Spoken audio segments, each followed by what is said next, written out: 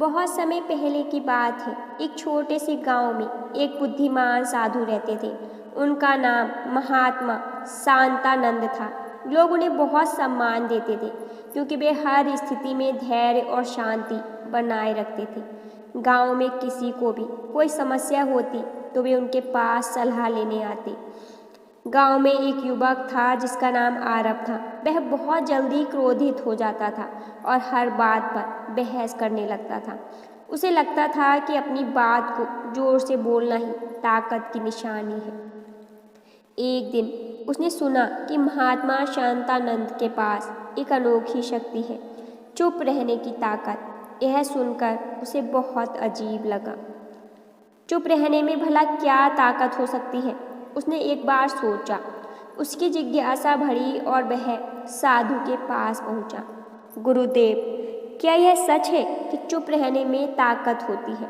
महात्मा शांतानंद ने मुस्कुराते हुए कहा, हाँ बिल्कुल, पर इसे समझने के लिए तुम्हें धैर्य रखना होगा। क्या तुम तैयार हो? आरव ने हाँ में सिर हिलाया। मैं सीखना चाहता हूँ। पहली परीक्षा, अपमान का जवाब। महात्मा शांतानंद ने आरव को गांव के सबसे गुस्सैल व्यक्ति से मिलने के लिए कहा। वह व्यक्ति बहुत झगड़ालू था और किसी से भी सीधे मुंह बात नहीं करता था। आरव उस आदमी के पास गया और बिना कुछ कहे उसकी बातें सुनने लगा। वह आदमी उसे बेवजह बुरा भला कहने लगा, लेकिन आरव चुप रहा। कुछ देर बाद जब उस आदमी ने देखा कि आरव बिना कोई प्रतिक्रिया दिए शांत खड़ा है, तो वह खुद भी थक गया और चुप हो गया।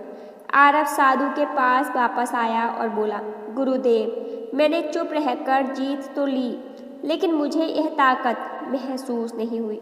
महात्मा शांतानंद ने मुस्कुराते हुए कहा, असली ताकत यह नहीं कि तुम जीत गए, बल्कि यह है कि तुमने अपने क्रोध पर नियंत्रण रखा। जब तुम चुप रहते हो तो सामने वाला खुद को देखकर सोचने लगता है। यही चुप्पी की ताकत है। धैर्य की परीक्षा है दूसरी परीक्षा। महात्मा शांतानंद ने उसे दूसरी परीक्षा के लिए पास के जंगल में जाने को कहा। वहाँ एक नदी थी और साधु ने उसे वहाँ बैठकर सिर्फ पानी की लहरों को देखने के लिए कहा। आरव को यह समझ नहीं आया, लेकिन उसने आदेश मान लिया। वह नदी किनारे बैठकर पानी की हलचल को देखता रहा। कुछ देर बाद उसे महसूस हुआ कि जब हवा तेज होती है तो पानी की लहरें उठती हैं, लेकिन जब हवा शांत हो जाती है तो पानी खुद ब खुद स्थिर हो जाता है। वह वापस साधु के पास आया और बोला, गुरुदेव, मैंने समझा कि जब कोई परिस्थिति खराब होती है तो हमें प्रतिक्रिया देने की ज़रूरत नहीं होती। अगर हम शांत रहें तो समस्या खुद ही धीरे धीरे हल हो जाती है। महात्मा शांतानंद मुस्कुराए और बोले, अब तुम्हें चुप्पी की असली ताकत समझ में आने लगी है। तीसरी परीक्षा है खुद पर नियंत्रण। फिर साधु ने उसे आखिरी परीक्षा दी। उन्होंने कहा, अब तुम्हें 1 सप्ताह तक किसी से बहस नहीं करनी है, चाहे कोई भी स्थिति हो। यह परीक्षा आरव के लिए सबसे कठिन थी। पहले ही दिन उसके दोस्त ने उसे उकसाने की कोशिश की, लेकिन उसने कोई जवाब नहीं दिया। दूसरे दिन उसके माता पिता ने उससे सवाल किए, लेकिन उसने शांति से जवाब दिया और बहस नहीं की। धीरे धीरे उसने देखा कि जब वह चुप रहता है तो दूसरे लोग भी शांत हो जाते हैं।